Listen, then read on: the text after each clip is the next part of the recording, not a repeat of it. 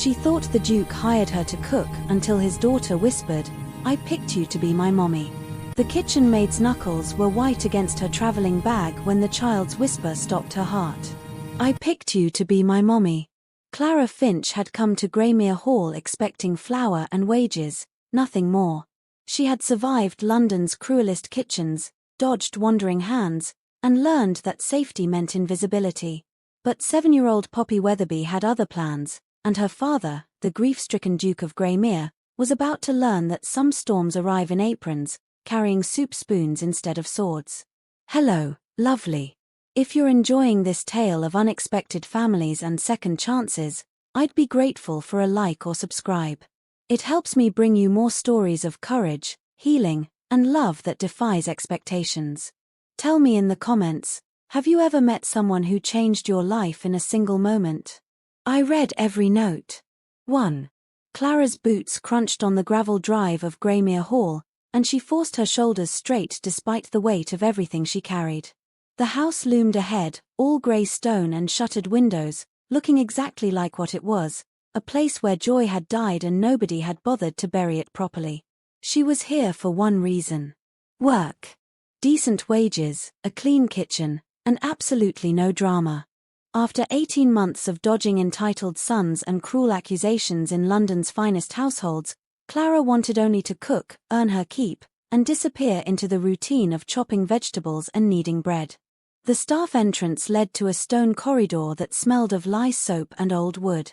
A stern-faced steward named Mr. Pembroke inspected her like she was livestock at market, his gaze lingering on her worn cloak and scuffed boots. "His Grace requires a cook who can manage the child," Pembroke said flatly. "The last 3 couldn't." "Can you?" Clara met his eyes. "I can cook food that people actually want to eat. Whether that manages anyone is their choice, not mine." Pembroke's mouth twitched, almost a smile. Almost. The kitchen was massive, equipped for grand dinners that clearly no longer happened. Copper pots hung like sleeping bells. The great hearth stood cold despite the autumn chill. Mrs. Daintree, the housekeeper, waited beside the work table, her face kind but tired in the way of women who'd watched too much sadness. Then he entered. Alaric Wetherby, Duke of Greymere.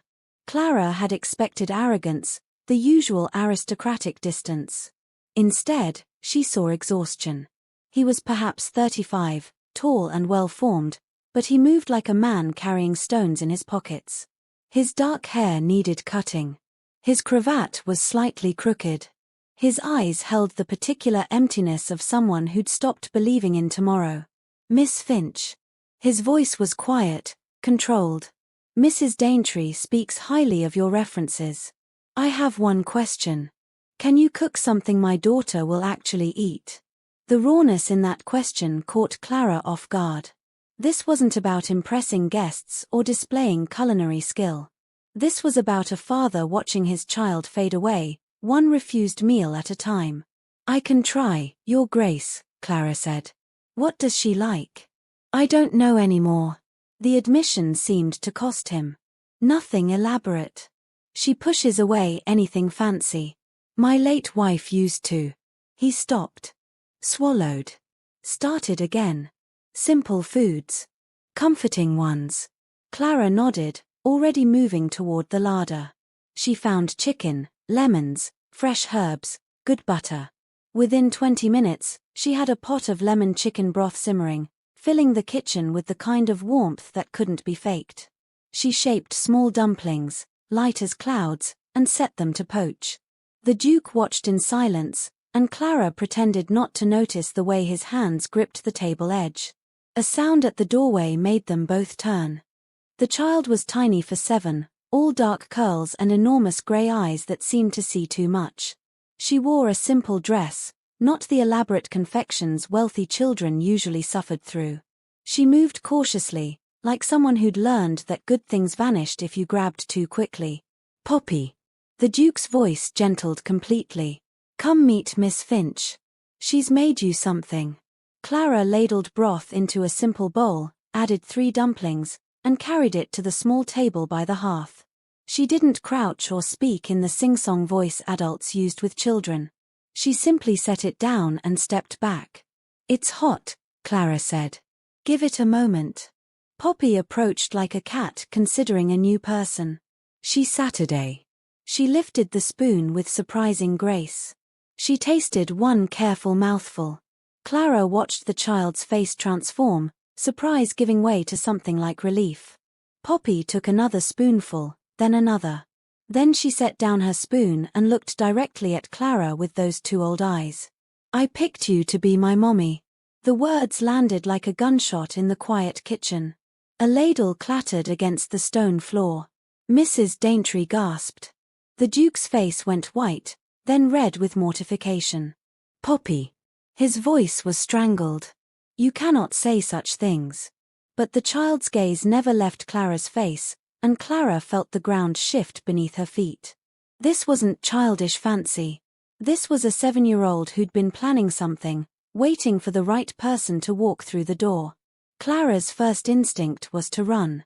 She'd seen this trap before, different variations of the same danger. Staff who got too close to lonely children. Gossip that turned vicious. Women whose reputations were destroyed by whispers they couldn't control. "Your Grace, I should..." Clara started backing toward the door. "Please." The Duke's voice was quiet but desperate. "Don't go. She hasn't eaten properly in weeks." "She hasn't." He stopped, looking at his daughter with such naked fear that Clara's professional distance wavered. "Stay for a trial week. For her sake." Clara should have refused. Should have gathered her bag and walked away from this beautiful disaster waiting to happen. But Poppy had moved from her chair and was now gripping Clara's apron with small, determined fists. "I'll stay," Clara heard herself say. "But we need to be clear, Your Grace. I'm here to cook. Nothing more. No games. No fantasies. And absolutely no talk of that word." She couldn't even say mommy. It felt too dangerous. The Duke nodded, relief flooding his face. "Of course. I'll make sure the staff understands." "Thank you, Miss Finch." Poppy looked up at Clara, and something shifted in those grey eyes. Calculation. Strategy. The child released Clara's apron and returned to her soup. Just before Clara escaped to unpack her things, Poppy's voice followed her, sweet as honey and twice as sticky. "Then I'll just call you mine." Mrs. Daintree showed Clara to a small room in the servants' quarters, clean and simple with a narrow bed and a window overlooking the kitchen garden.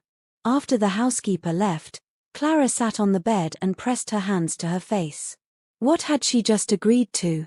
Through the floorboards, she could hear the Duke's low voice, patient and gentle, explaining something to Poppy. The child's laughter, rare enough to sound startling, drifted up like smoke. Clara unpacked her few belongings, her mind already calculating. 1 week. She would stay 1 week, make sure the child was eating properly, then find some graceful way to leave before the situation became complicated. But as she hung her spare dress on the peg and tucked her mother's small prayer book beneath her pillow, Clara couldn't shake the memory of Poppy's face. That ancient determination in such a young child. That whispered declaration that had sounded less like fantasy and more like a promise. "I picked you. Not I wish or I want. Picked." Like Clara was an apple from a tree, carefully chosen for ripeness and sweetness. Like Poppy had been waiting, watching, evaluating every woman who passed through these doors until the right one appeared. Clara lay down fully clothed and stared at the ceiling, listening to the old house settle around her. Somewhere below, the Duke was probably sitting in his study, head in his hands, wondering how his life had become so thoroughly ambushed by a 7-year-old with a spoon. And Clara, despite every sensible instinct she possessed, wondered what it would be like to be picked. Chosen. Claimed by someone who looked at her and saw not a servant to be used or discarded, but a person worth keeping. She pushed the thought away firmly. That kind of wondering led nowhere good. But as sleep crept closer, her last conscious thought was of Poppy's small voice, certain as sunrise, "I picked you to be my mommy." And Clara, God help her, hadn't said no. 2. Clara learned quickly that Greymere Hall had been holding its breath for 2 years. The late Duchess Eleanor, they called her in whispers, had died of fever when Poppy was 5. Since then, the house had operated like a ship with no captain, all sails, and no direction. The Duke performed his duties mechanically. Poppy had stopped talking for 6 months. The servants moved through rooms like ghosts haunting their own lives. Clara's first week became 2, then 3. Nobody mentioned leaving anymore. The kitchen became her territory. She rose before dawn, when the world was still dark and quiet, and built the day around the simple magic of flour, butter, heat. She baked bread that made the footman linger near the kitchen door. She roasted chickens that actually tasted like chickens instead of expensive disappointment. She made vegetable soups so good that even Mr. Pembroke asked for seconds. But her real work, the work nobody had hired her for, happened in the margins.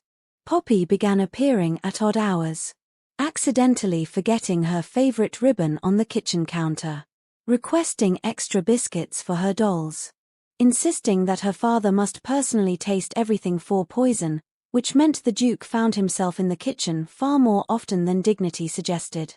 Clara refused to encourage it. She refused to dream. She was here to work, nothing more. But she couldn't ignore what she saw. The Duke ate like a man who'd forgotten that food was meant to nourish, not just sustain. He took meals standing up, reading correspondence, his attention anywhere but on the plate before him. He'd lost weight. His clothes hung slightly loose.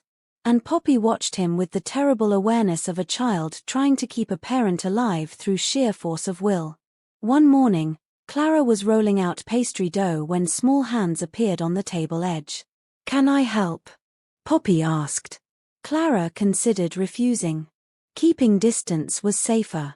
But something in the child's face, that careful hope, made her nod. "Wash your hands first. Properly." Poppy scrubbed until her hands were pink, then returned to Clara's side.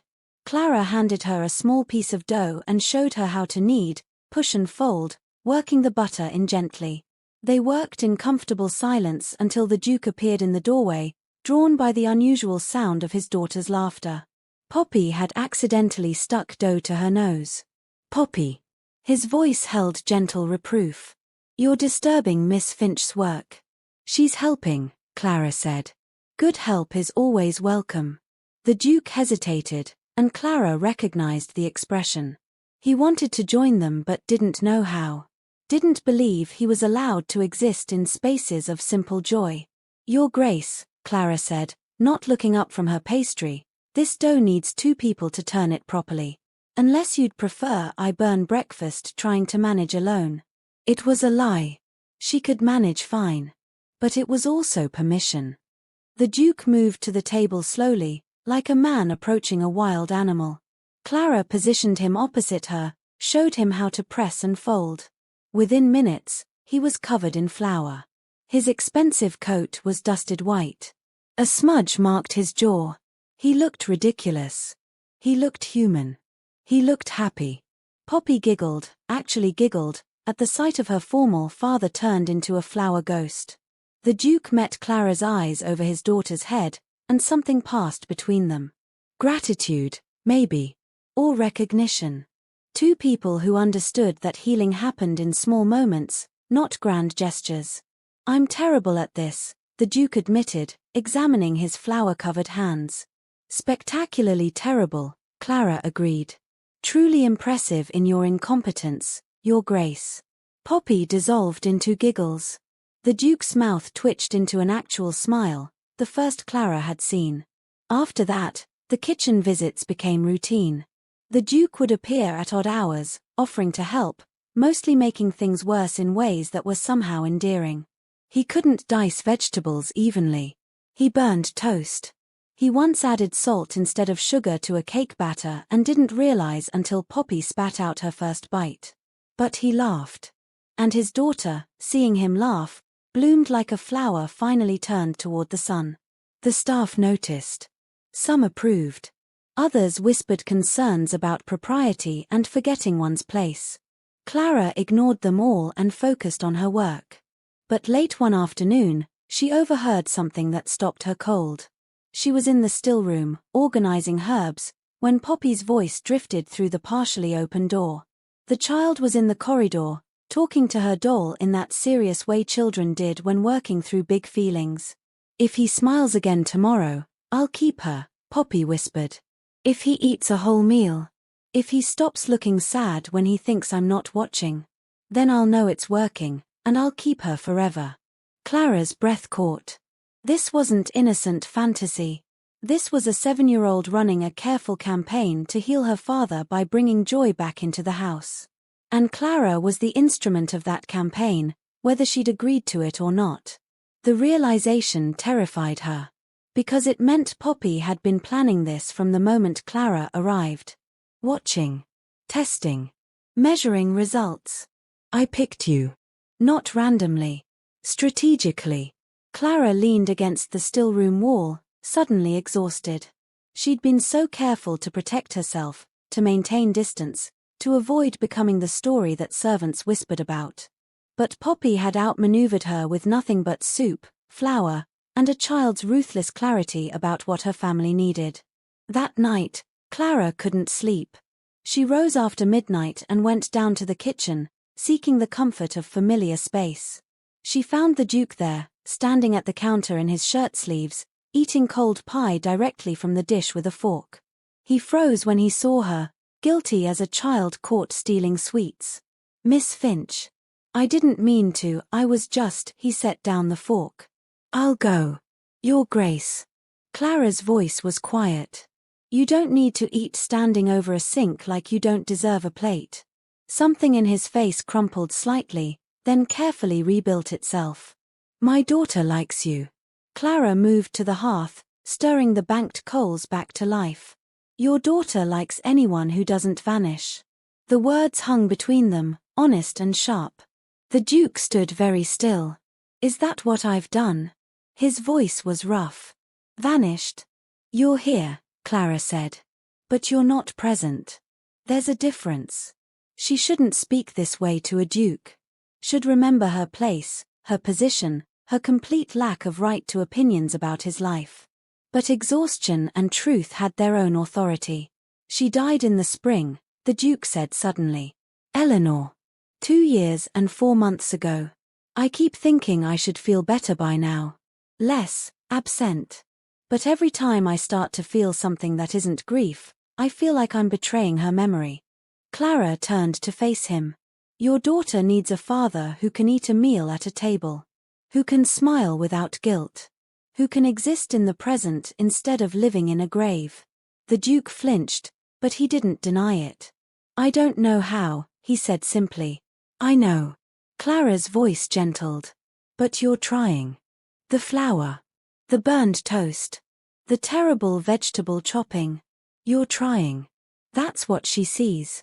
They stood in the warm kitchen, the fire crackling softly, 2 people who'd both learned that survival sometimes meant forgetting how to live. "Thank you, Miss Finch," the Duke said finally. "For the soup. For the patience. For not vanishing." He left before Clara could respond. She returned to her small room as dawn lightened the sky, and lay down knowing that everything had changed. She wasn't just the cook anymore. She was part of Poppy's plan, part of this family's slow climb back toward daylight. And Clara, despite every self-protective instinct, found she didn't want to leave. If you're enjoying this story, I'd be so grateful for a like and subscribe. It helps me bring you more stories you'd love. 3. The letter arrived on a Tuesday morning, carried by a London courier and delivered directly to Mr. Pembroke's office. Clara was in the kitchen, teaching Poppy how to separate eggs, when Mrs. Daintree appeared in the doorway with a face like a funeral. "Miss Finch. A word. Now." The housekeeper's tone made Clara's stomach drop. She wiped her hands on her apron and followed Mrs. Daintree to the stillroom, leaving Poppy with instructions to practice on her own.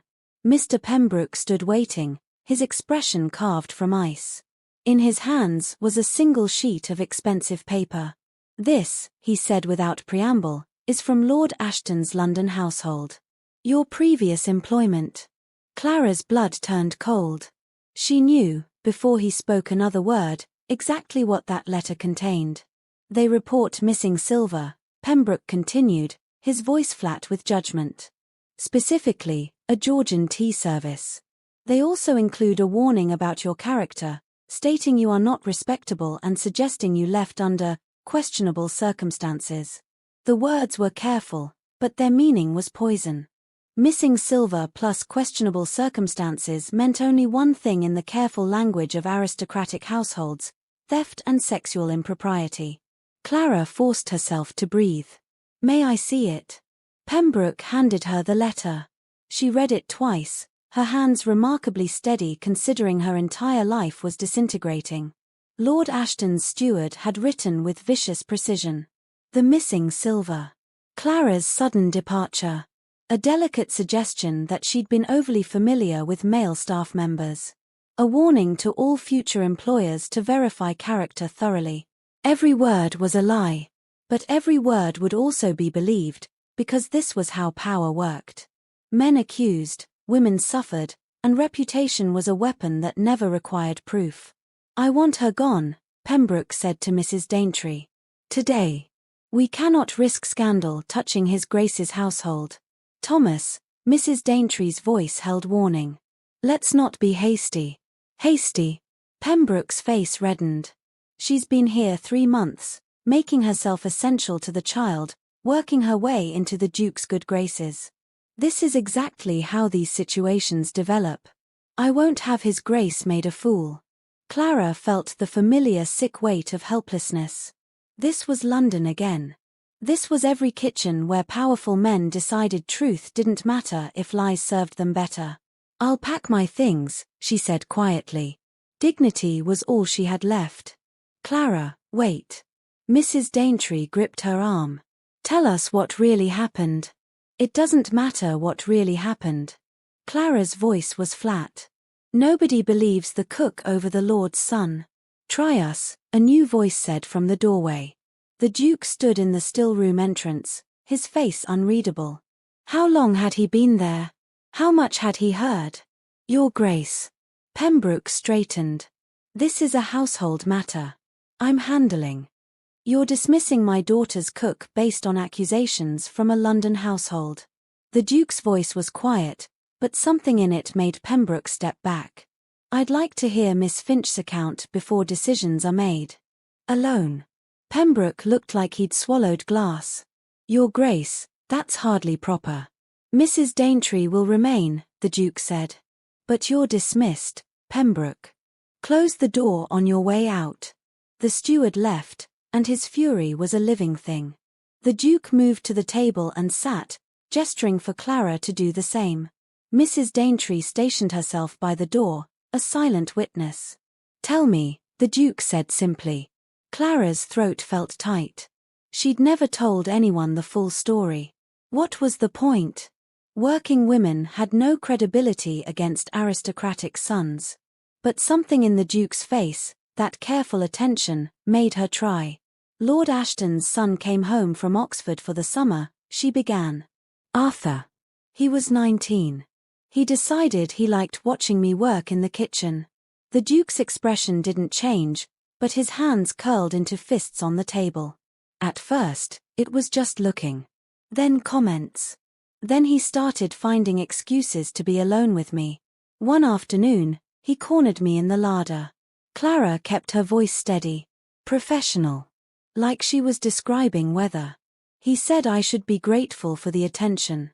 Said nobody would believe me if I complained. He was right about that part." "Did he touch you?" The Duke's voice was very quiet. "He tried. I hit him with a copper pot. Split his lip. He bled all over his expensive shirt." Clara met the Duke's eyes. 2 days later, silver went missing. Suddenly I was a thief. Suddenly I was not respectable. The steward gave me an hour to leave and said if I ever tried to use them as reference, they'd make sure I never worked again. Silence fell like snow. "The silver?" the Duke asked. "I assume Arthur took it himself. Sold it. Used the money for whatever 19-year-old aristocrats waste money on. I never touched it." Mrs. Daintree made a small, furious sound. The Duke stood and moved to the window, his back to them both. Clara waited for the dismissal. The polite regret. The carefully worded explanation that scandal was scandal, regardless of truth, and he couldn't risk his daughter's reputation. Instead, the Duke turned around and his face was carved from stone and fury. "You're staying," he said. "Your Grace," Clara started. "You're staying," he repeated. "Anyone who cannot accept that may seek employment elsewhere. That includes Pembroke." "The gossip," Mrs. Daintree began, "will be managed." The Duke's voice was final. "I will not allow this household to punish a woman for having the courage to defend herself. That's not the example I want my daughter to see." Clara felt something crack open in her chest. Not love, she wasn't fool enough for that. But something. Recognition, maybe. Or hope that she'd tried very hard to stop feeling. "Thank you, Your Grace," she whispered. "Don't thank me." His voice softened. "I'm simply refusing to be the kind of man who lets injustice happen because it's convenient." He left, presumably to inform Pembroke that his moral outrage was no longer required. Mrs. Daintree moved to Clara's side and gripped her hand. "He's a good man. Better than most. But Clara, this will cause talk." "I know. And that child adores you. If you leave now." "I'm not leaving," Clara said. The decision surprised her even as she spoke it. "Not because the Duke ordered me to stay. Because I don't want to run anymore." That night, Clara was in her room, trying to calm her racing heart, when she heard soft footsteps in the corridor.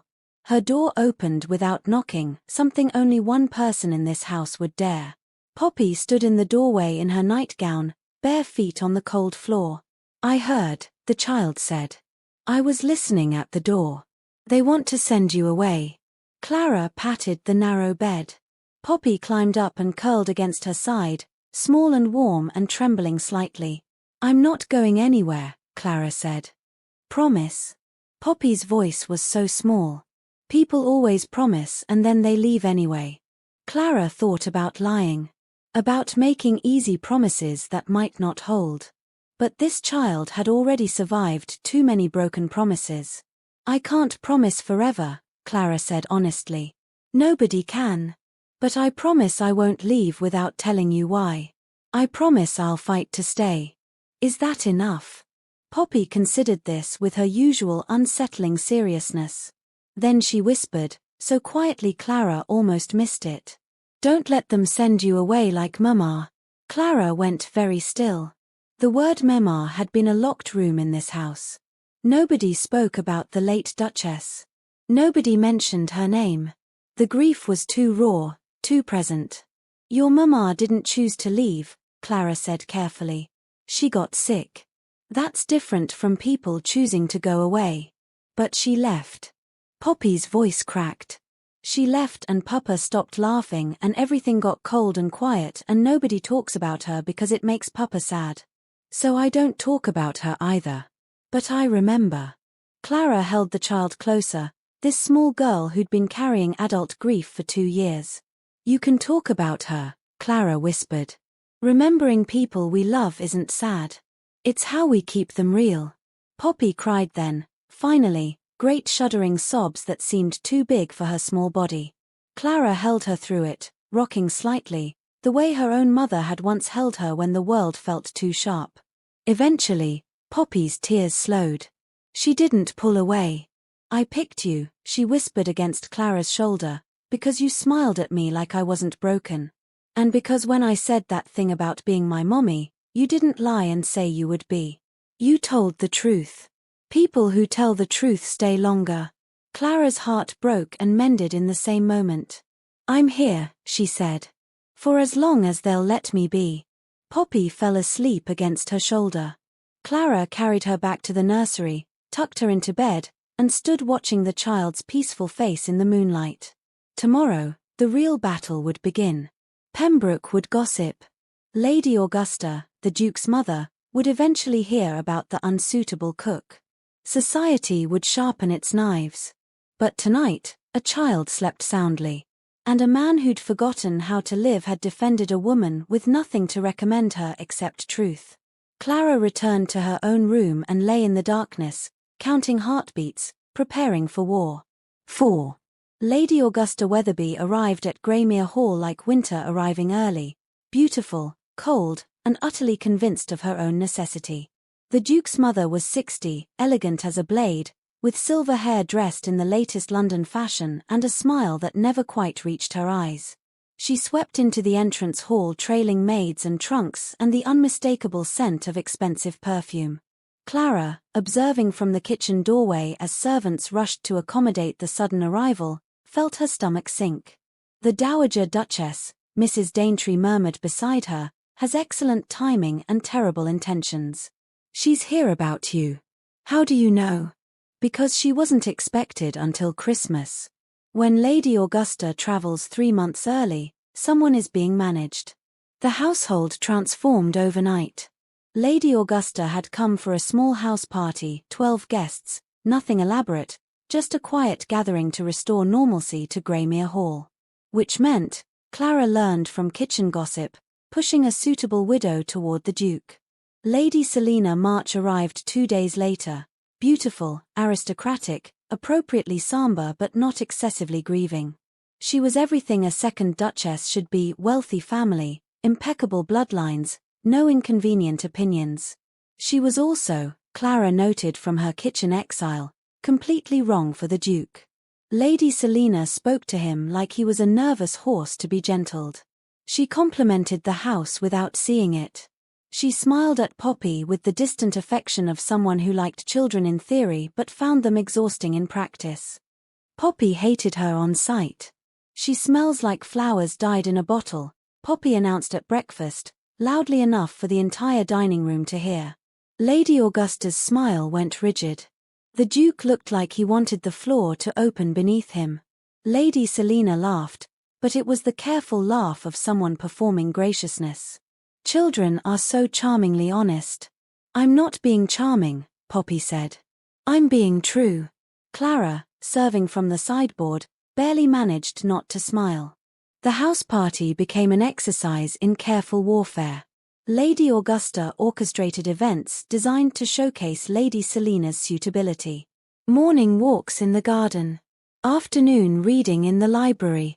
Evening music performances. The Duke participated with the enthusiasm of a man being fitted for a coffin. Clara was ordered to stay in the kitchen, invisible and silent. She cooked elaborate meals that guests praised without noticing. She made pastries that disappeared into aristocratic mouths while she remained carefully unseen. But Poppy refused to cooperate.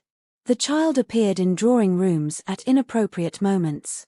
She accidentally spilled tea on Lady Selina's dress. She asked in front of everyone, "Are you going to take my daddy away too?" The Duke was mortified. Lady Augusta was furious. And Clara, watching from doorways, saw a small girl fighting the only way she knew how. After dinner one evening, Lady Augusta cornered Clara in the corridor outside the kitchen. "Miss Finch."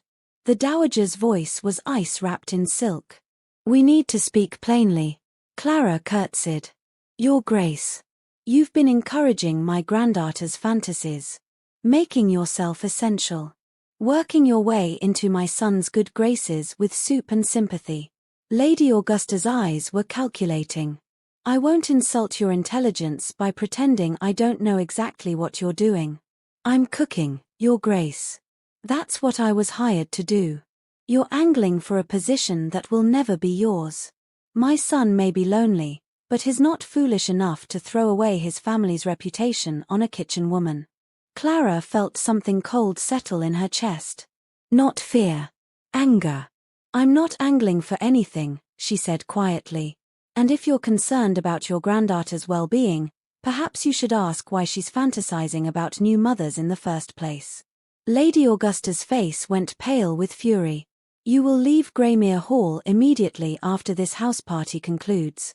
If you refuse, I will ensure that letter from Lord Ashton's household reaches every respectable family in England. You'll never work again. Is that all, Your Grace?" Clara's voice remained steady. "Collect your wages from the steward. Be gone by Monday." Lady Augusta swept away, her perfume lingering like a threat. Clara stood alone in the corridor, her hands shaking.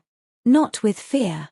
With rage at the injustice of powerful people deciding her life like she was a chess piece to be moved or removed at whim.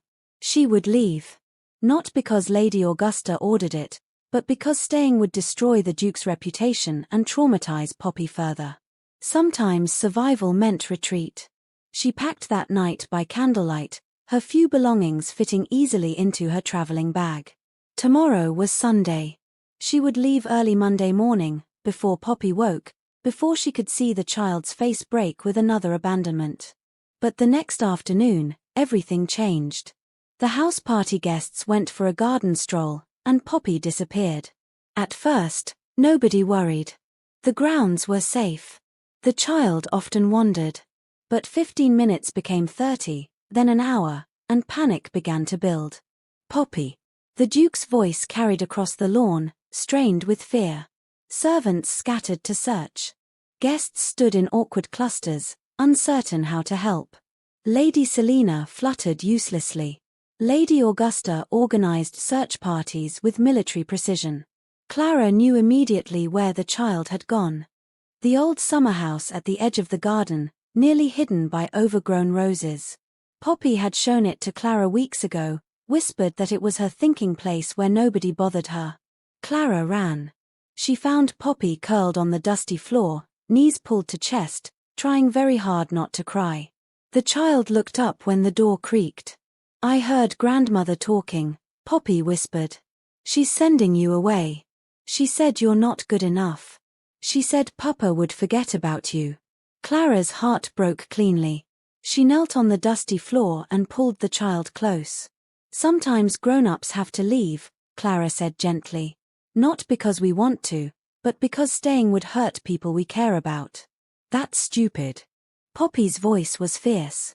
"You make Papa smile. You make the house feel warm. Why does that hurt anyone?" Clara didn't have a good answer. Because the truth that society valued bloodlines over kindness, reputation over truth, was too cruel for a 7-year-old. "Your father deserves to be happy," Clara said instead. "And so do you. If me leaving helps that happen." "It won't." Poppy pulled back, her face wet but determined. "I've been watching. He's happy when you're here. He eats meals. He laughs. He's my papa again instead of a ghost. If you leave, he'll disappear again." "Poppy, I picked you," the child said fiercely. "Not for me. For him. Because he needed someone who saw him as a person, not a duke. Someone who told him the truth.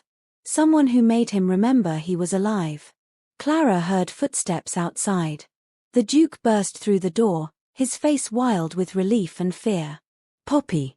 Thank God." He dropped to his knees, pulling his daughter into his arms. "Don't ever frighten me like that again." "I'm sorry, Papa." Poppy's voice was muffled against his shoulder. "But I can't let them send Miss Finch away. I can't watch you turn into a ghost again." The Duke's eyes met Clara's over his daughter's head, and something passed between them. Understanding. Grief.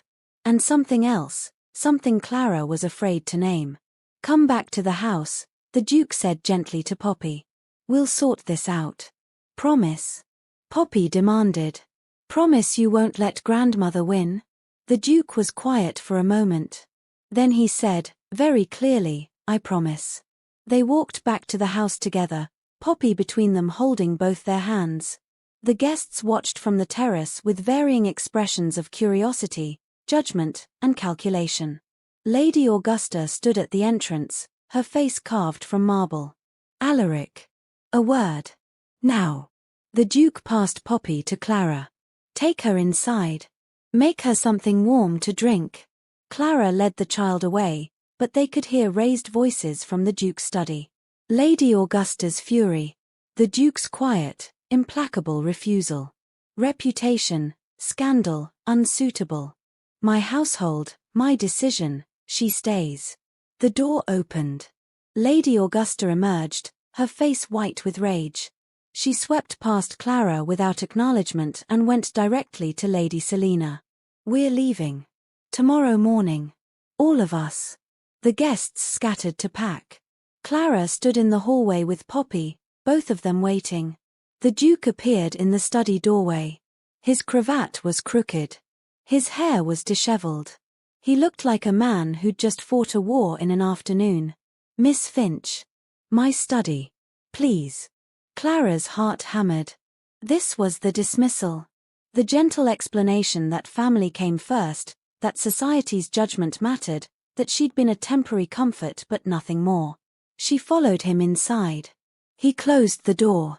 "My mother," the Duke said without preamble, "has issued an ultimatum. You leave, or she will spread the accusation letter to every household in the county and make sure you never work again." Clara nodded. She'd expected this.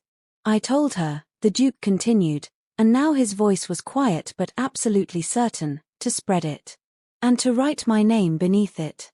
As the employer who believes you. As the man who will not allow injustice to stand simply because it's convenient." Clara stared at him, unable to breathe. "I'm not asking you to stay for Poppy," he said. "Though God knows she needs you. I'm asking you to stay for me.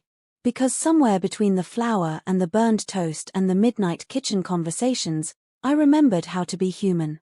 You did that. Not with manipulation or ambition, but with simple, honest presence. Your Grace." "Alaric," he corrected gently. "If we're going to weather the scandal together, you should probably use my name." Alaric. The name felt strange on her tongue. Intimate. Dangerous. "Your reputation." "My reputation," he interrupted, "has kept me miserable for 2 years. I'm done choosing appearance over truth." He moved closer, but didn't touch her. Just stood near enough that she could see the determination in his eyes. "I'm not asking you to be my mistress or some hidden shame. I'm asking you, with full knowledge of the cost, if you would consider staying. Building something real. Giving Poppy the mother she's been picking so carefully. Giving me the chance to be the man I should have been all along." Clara felt tears prick her eyes. "I'm a cook. You're a duke. Society will destroy us. Then we'll build new society." His voice was steady. "With people who value character over bloodlines. Truth over tradition. Love over reputation." Love. The word caught in Clara's throat. "Yes," Alaric said simply. "I love you. I know it's fast. I know it's impossible. I know every rule says this is madness. But I also know that for the first time in 2 years, I want tomorrow to come. That's because of you." Clara stood in the study with afternoon light slanting through windows, a duke standing before her offering everything society said was impossible. "I need time," she whispered. "Take all you need. But know that whether you stay or go, I won't let that letter destroy you. You have my protection regardless. That's not conditional on your answer." It was the right thing to say. The thing that made her trust him completely. "Ask me again," Clara said. "Tomorrow. After I've thought clearly." Alaric smiled, and it transformed his face. "Tomorrow then." But as Clara turned to leave, she realized she already knew her answer. She'd known since a 7-year-old whispered, "I picked you," and she hadn't run. If you're enjoying this story, I'd be so grateful for a like and subscribe. It helps me bring you more stories you'd love. 5. Clara woke before dawn on Monday morning. Her bag sat packed by the door, but she didn't pick it up. Instead, she went down to the kitchen and began making breakfast. The guests had left the previous evening in a flurry of scandal and speculation. Lady Augusta departed without speaking to her son, her fury a cold, living thing. Lady Selina went with sympathetic glances that didn't quite mask her relief at escaping a complicated situation. The house felt lighter without them. Empty, but lighter. Clara was pulling bread from the oven when Poppy appeared in the doorway, still in her nightgown, barefoot despite the morning chill. "You're still here," the child breathed. "I am," Clara confirmed. Poppy's face crumpled. Relief, joy, and residual fear all tangled together. She ran across the kitchen and threw herself at Clara with the full force of a 7-year-old who'd learned to grab happiness before it disappeared. Clara caught her, held her, felt small arms wrap around her neck with desperate strength. "I thought you'd leave," Poppy whispered. Without saying goodbye. Like people do. Clara knelt so they were eye to eye. I told you. I won't leave without telling you why. I'm staying because I choose to. Not because your father ordered it. Not because you need me. Because I want to be here. Forever. The question was careful. Small. I can't promise forever. Nobody can. But I can promise today. And tomorrow. And as many days as you'll have me. It wasn't the fairy tale promise. It was better, it was real. Footsteps on the stairs signaled the Duke's approach. He appeared in the kitchen doorway, also disheveled from sleep, his presence transforming the space into something intimate and fragile. Miss Finch. His voice was careful. Hopeful. Good morning. Good morning, Your Grace. Clara rose, still holding Poppy's hand. The Duke glanced at her unpacked bag visible through the doorway to her room, and something in his face eased. I was wondering, he said slowly, if you might consider a different position in this household. Clara's heart hammered. Your Grace. Not cook. Though God knows we need you in the kitchen. But something more, official. Someone to help manage Poppy's education. Her well-being. Someone with authority to make decisions about household matters. A governess? Clara asked carefully. A companion? A guardian? Someone Poppy can depend on without the relationship being defined entirely by employment. He was offering her protection. Position. A role that gave her status and security while acknowledging what they'd all carefully avoided naming. That's generous, Clara said. It's practical. The Duke moved into the kitchen properly now, his attention entirely on her. I need time. To mourn properly instead of hiding. To let Poppy adjust. To let society adjust. But I also need you to be safe. Protected. Part of this family in ways that can't be dismissed. And after. Clara's voice was barely a whisper. After time passes. Alaric's eyes held hers. After, if you're willing, I'll ask you properly. Not as an employer to staff. As a man to a woman. With all the time you need to be certain. Poppy tugged Clara's hand. Say yes. Please say yes. Clara looked at this child who'd picked her with such careful strategy. At this man who'd defended her when it cost him everything. At this kitchen that had become home without her noticing. Yes, she said simply. I'll stay. Poppy cheered. The Duke's face transformed with relief and something deeper, something that made Clara's breath catch. There's one condition, Clara added. Name it. Alaric moved closer. If I stay as myself. No pretending. No shrinking to fit expectations. And your mother doesn't rule my worth. Agreed. His voice was firm. Absolutely agreed. Then we have an understanding, Your Grace. Alaric, he corrected. We're family now. Use my name. That afternoon, the Duke called the household together in the entrance hall. Servants gathered with varying expressions of curiosity and concern. Mrs. Daintree stood beside Mr. Pembroke, who looked like he'd swallowed broken glass. Miss Finch, the Duke said clearly, is now companion and guardian to my daughter. She has authority over household matters affecting Poppy's welfare and education. This is not a temporary position. Anyone who cannot treat her with appropriate respect may seek employment elsewhere. Are we clear? Silence. Then Mrs. Daintree began to applaud. The other servants joined, some enthusiastically, others with careful neutrality. Mr. Pembroke, notably, did not clap. Pembroke. The Duke's voice cut through the applause. Do we have a problem? The steward's face was mottled red. No, Your Grace. Perfectly clear. But everyone knew he'd be writing letters to London by evening. The gossip would spread like fire. The Duke of Greymere had elevated a cook to companion. Scandal would follow. Let it come, Clara thought. She'd survived worse.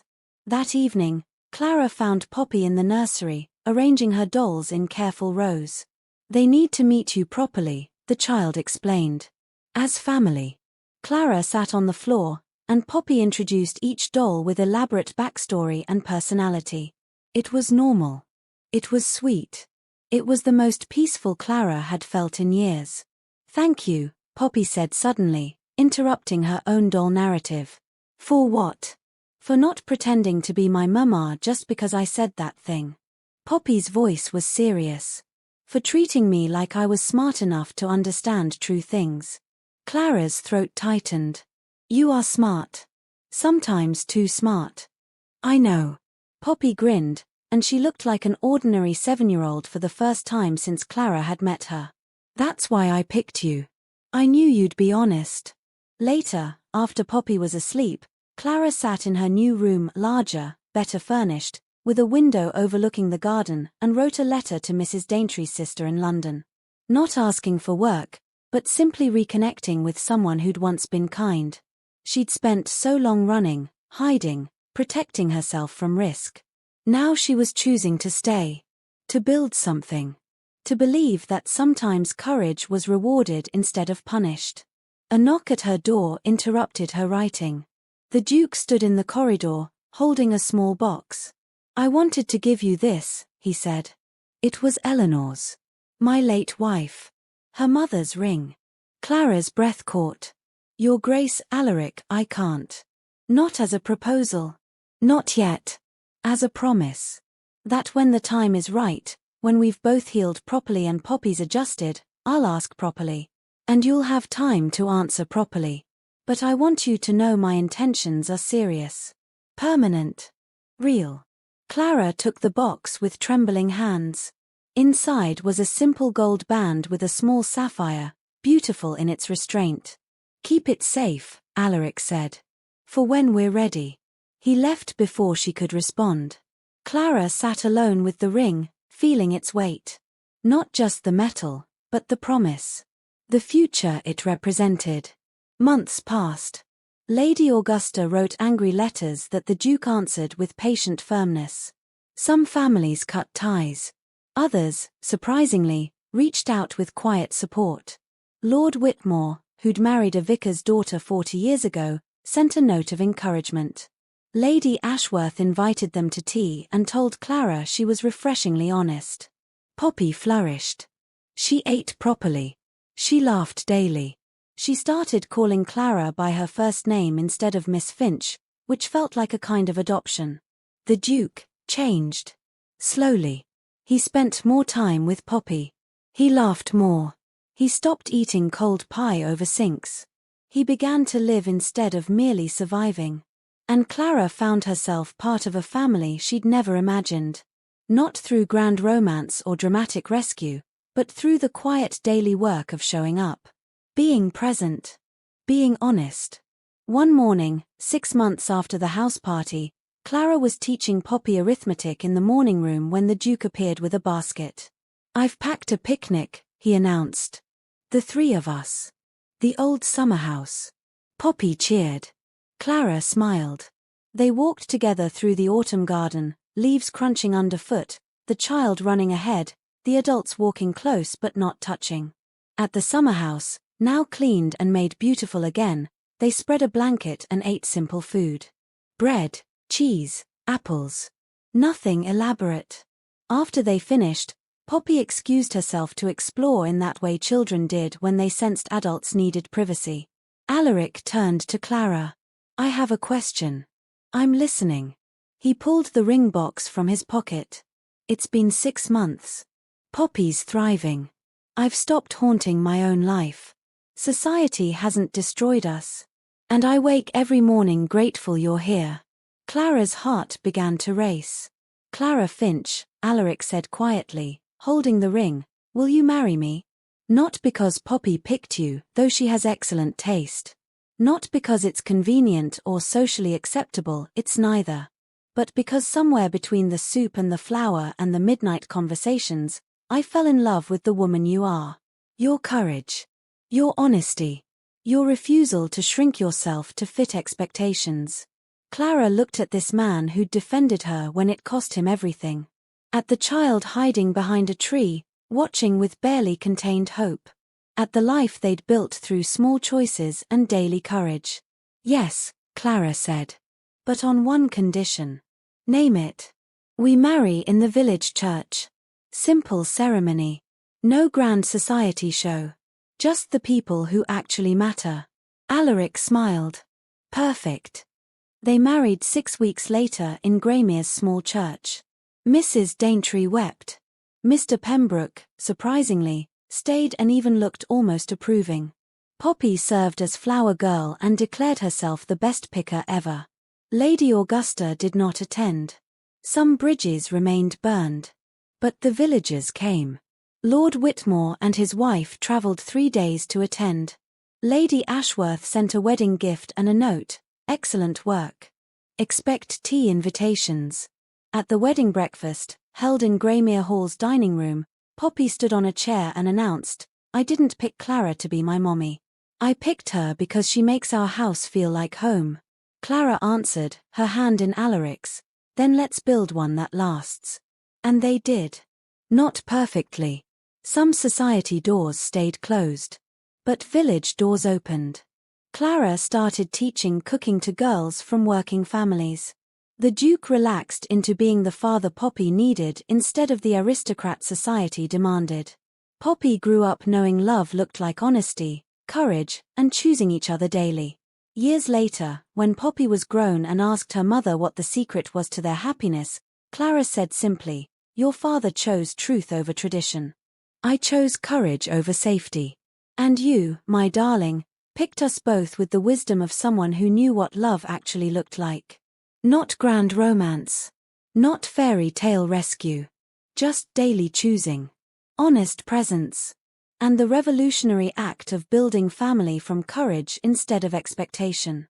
Clara Finch, who'd arrived at Greymere Hall expecting only wages and flour, became the Duchess who taught an entire household that sometimes the bravest love begins with a child's whisper and a bowl of soup made with care. And that, dear listeners, is more than enough magic for any story.